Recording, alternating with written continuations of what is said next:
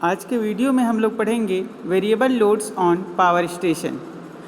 तो आपने देखा होगा कि जहाँ पे जो जनरेटिंग स्टेशन होता है वहाँ पर जो लोड है वो कभी भी कांस्टेंट नहीं होता है, क्योंकि वो कंज्यूमर के लोड डिमांड के ऊपर निर्भर करता है। क्योंकि जैसे जैसे कंज्यूमर का लोड डिमांड बढ़ता है उस जनरेटिंग स्टेशन पर लोड जो है वो बढ़ने लगता है। ठीक है, और ये एक समय के अनुसार चलने वाली प्रक्रिया है। कभी लोड डिमांड अधिक हो जाता है तो कभी लोड डिमांड सडन से कम हो जाता है। ठीक है, तो इस सब का एनालिसिस करने के लिए हम लोग एक कर्व बनाते हैं जिसको बोलते हैं लोड कर्व। इसके बारे में भी पढ़ेंगे हम लोग विस्तार से। तो लोड कर्व बेसिकली क्या होता है कि वह कर्व जो समय के साथ पावर स्टेशन के लोड में परिवर्तन को प्रदर्शित करता है लोड कर्व कहलाता है। पावर स्टेशन में जो लोड होता है वो कभी भी कांस्टेंट नहीं होता है, वो समय के साथ हमेशा बदलते रहता है। तो 24 आवर्स में मीन्स 24 घंटे में उस लोड में हुए परिवर्तन को हम लोग क्या करते हैं, रिकॉर्ड करते हैं समय के अनुसार कि किस पर्टिकुलर समय में कौन सा लोड में परिवर्तन हुआ। उसके आधार पे हम लोग 24 आवर्स में हुए परिवर्तन को रिकॉर्ड करके और समय के रेस्पेक्ट में उसका ग्राफ बनाते हैं और उससे प्राप्त जो ग्राफ है उसी को हम लोग बोलते हैं डेली लोड कर्व। ठीक है, ये ग्राफ रिप्रेजेंट किया गया है। तो इसमें आप देख सकते हैं ये आपका टाइम है 24 आवर्स के लिए। तो ये जो टाइम स्लॉट आपको दिख रहा है ये मिडनाइट है, मीन्स आप 0 इसको बोल सकते हो। तो 0 से 2 के बीच ये 2-2 घंटे के टाइम स्लॉट के आधार पे बनाया गया है। 0 to 2 2 आवर्स, फिर 2 to 4, 4 to 6, 6 to 8 मीन्स 2-2 घंटे के समय अंतराल पे ये ग्राफ बनाया गया है। चाहे तो आप इसको 1-1 घंटे का बना सकते हैं या 3 घंटे का, 4 घंटे का, जैसा आपको व्यवस्थित लगे आप उस हिसाब से इसको बना सकते हैं। तो इस तरीके से एक्स एक्सिस में आपका आवर्स होता है, मीन्स टाइम को रिप्रेजेंट करते हैं, और वाई एक्सिस में लोड को रिप्रेजेंट किया जाता है।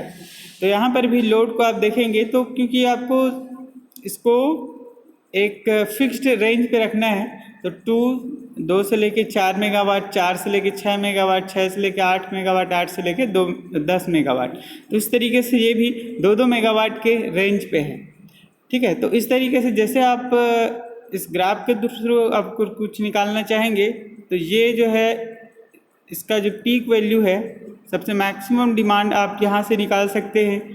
पर डे जितना जो पावर कंजप्शन है उसको आप इस ग्राफ के थ्रू निकाल सकते हैं। इसका कैलकुलेशन आगे हम लोग पढ़ेंगे कि इसको कैसे कैलकुलेट करते हैं।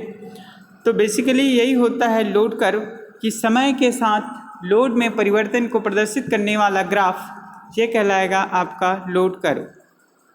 ठीक है, इसके कुछ इम्पॉर्टेंट टर्म्स हैं, इसको आपको याद रखना है। तो फर्स्ट इम्पॉर्टेंट टर्म्स इसमें है कनेक्टेड लोड। तो कनेक्टेड लोड बेसिकली क्या होता है कि सप्लाई सिस्टम से जुड़े सभी इक्विपमेंट्स के रेटिंग का योग होता है कनेक्टेड लोड।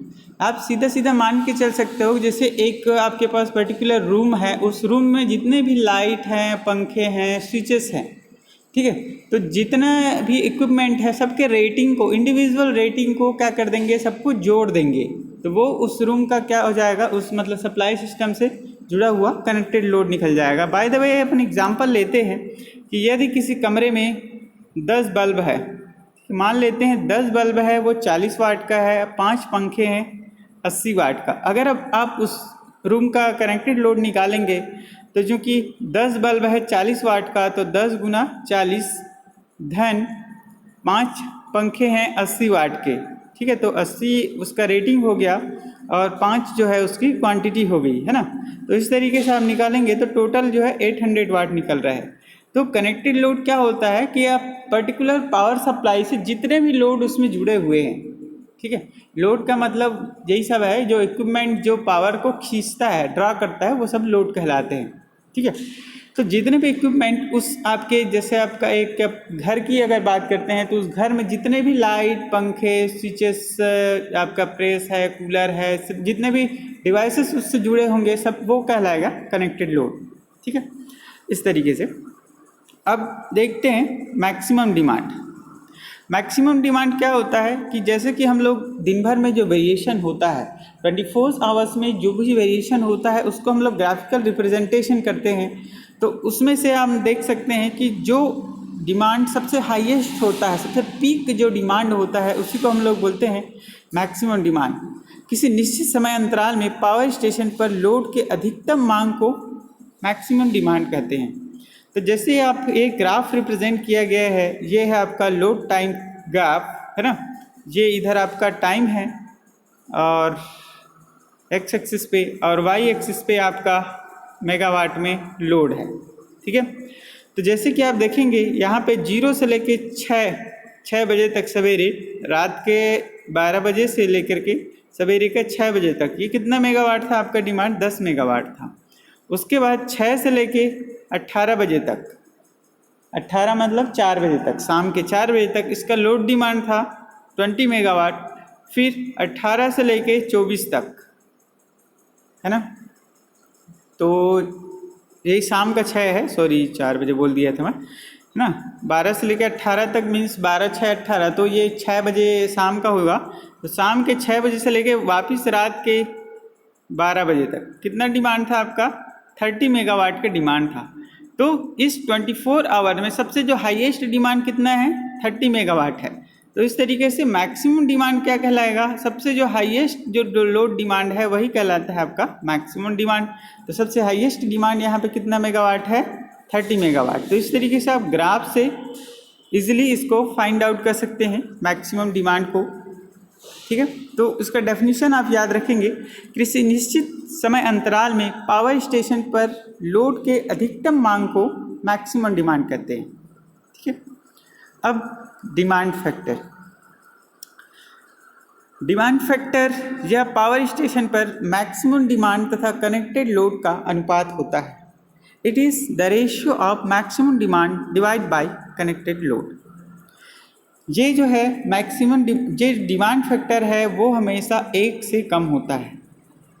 अब ये 1 से कम क्यों होता है? तो आप सिंपल सा बात है, आप समझ सकते हैं कि जो मैक्सिमम डिमांड है वो सडनली बढ़ता है, मीन्स अचानक से वो बढ़ता है ना। और जो कनेक्टेड लोड है उसका तो वैल्यू ज़्यादा ही रहेगा मैक्सिमम डिमांड की तुलना में, ठीक है। इसलिए जब कनेक्टेड लोड का वैल्यू ज़्यादा होता है, मैक्सिमम डिमांड का वैल्यू कम है, तो डिमांड फैक्टर का वैल्यू आप मेजर कर सकते हैं, ये जनरली जो है 1 से कम होगा, ठीक है। और जहाँ पे अगर मैक्सिमम डिमांड का वैल्यू कनेक्टेड लोड से बहुत ज़्यादा हो जाता है, तो उस केस में अगर आपका डिमांड फैक्टर जब अधिक होगा, ठीक है, तो वो इफ़ेक्ट करता है इकोनॉमिक्स ऑफ पावर जनरेशन को, है ना। कि उस समय जो लागत होगा, लागत का जब निर्धारण करेंगे हम लोग, उस समय जो कास्ट ऑफ इलेक्ट्रिसिटी होगा वो उस समय बढ़ जाता है।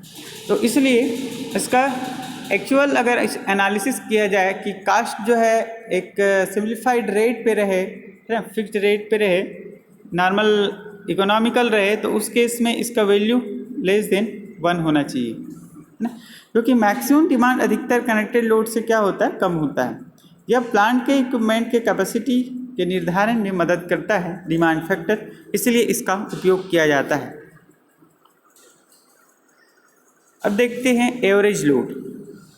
किसी निश्चित अवधि में, जैसे पर्टिकुलर दिन पे, महीना पे, वर्ष पे, समस्त लोडों का औसत मान जो है क्या कहलाता है? एवरेज लोड कहलाता है। जैसे हम लोग एक दिन की बात करते हैं तो डेली एवरेज लोड जैसे हम निकालेंगे, है ना, तो डेली एवरेज लोड जो निकालते हैं वो क्या होगा?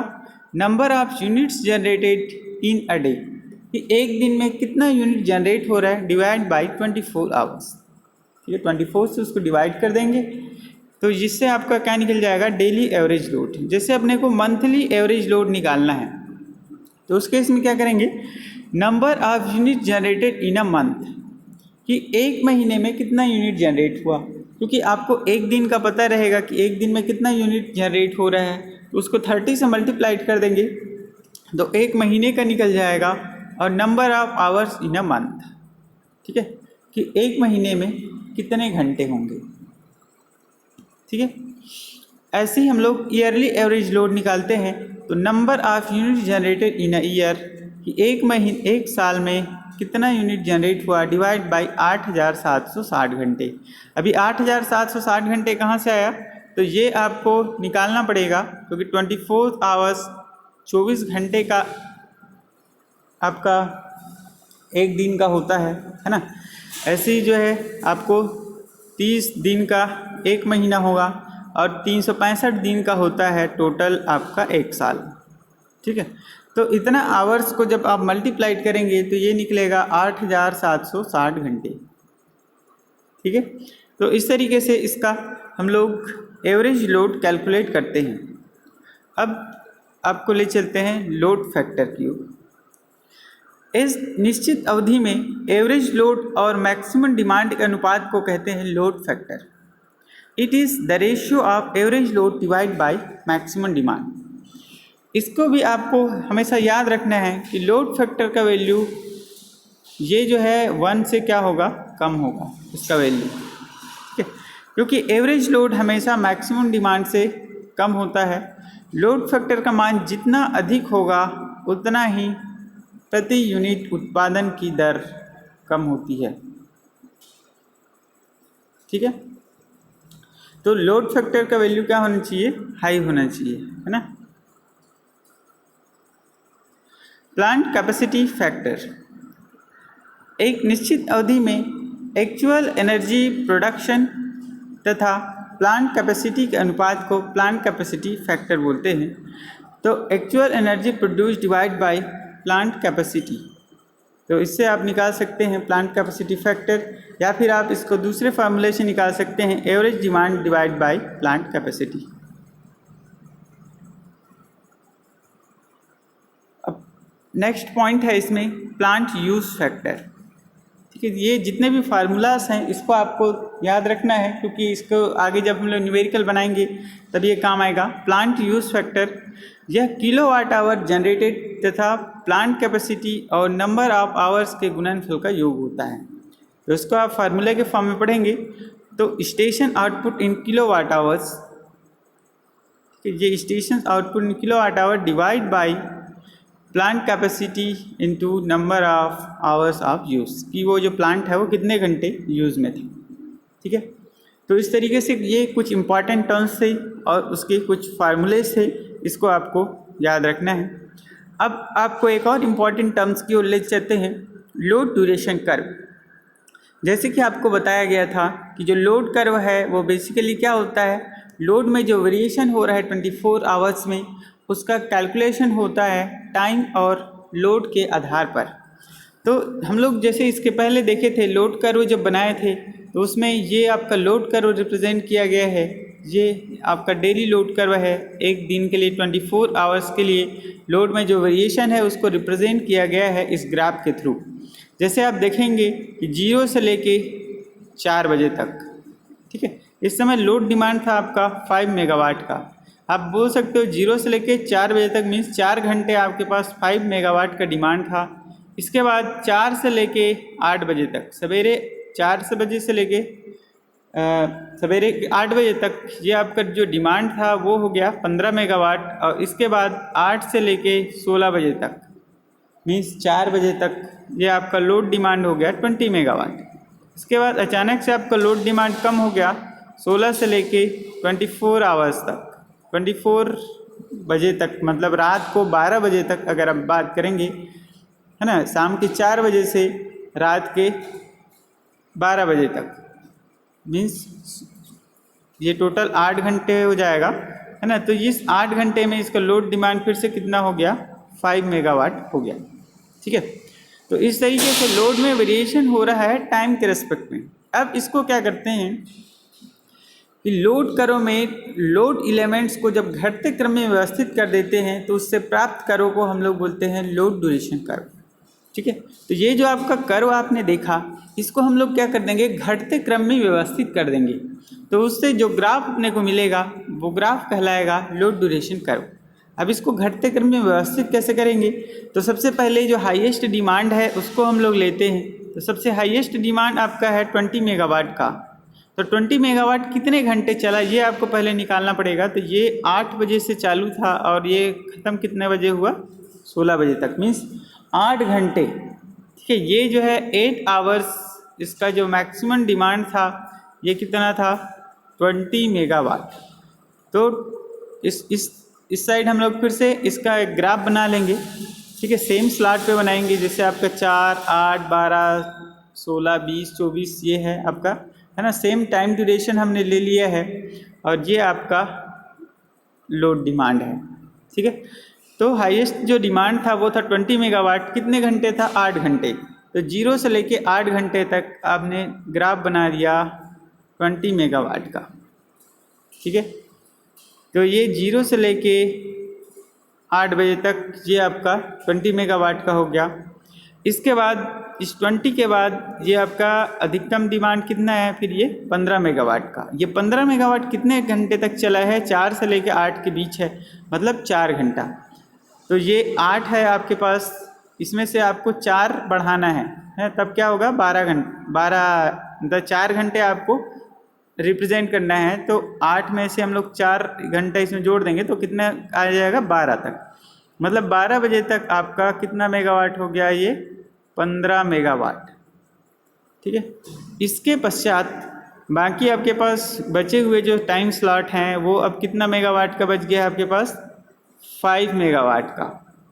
ठीक है, तो 5 मेगावाट की अगर बात करेंगे तो ये जो 5 मेगावाट है ये इधर आपके पास 0 से लेके 4 बजे तक, मतलब 4 घंटा आपका इधर चला है, और 16 से लेके 24 बजे तक मतलब 8 घंटा, है ना। 16, 8, 24 होता है, तो 16, 4, 20, 4, 24, टोटल 8 घंटे ये हो गया। तो टोटल 8 और ये 4, 12 घंटे, है ना।